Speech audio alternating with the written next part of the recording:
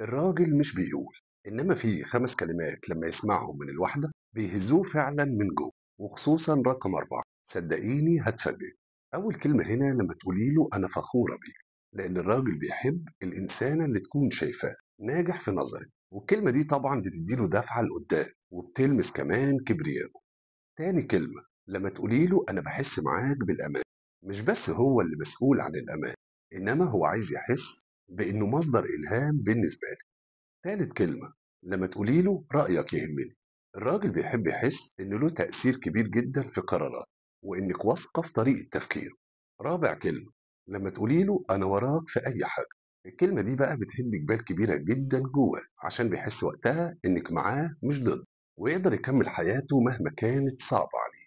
خامس كلمة لما يسمع منك كلمة بحب فيك طريقتك، تفاصيل الحب هنا هي اللي بتأثر فيه، لأنه هيفتكرها طول الوقت. جربي ال5 كلمات دول وهتعرفي الفرق بنفسك. ولو حسيتي إنهم لمسوا قلبه فعلا، اعملي لايك وشير للمقطع ده وشاركيه لأصحابك، وما تنسوش المتابعة علشان اللي جاي إن شاء الله.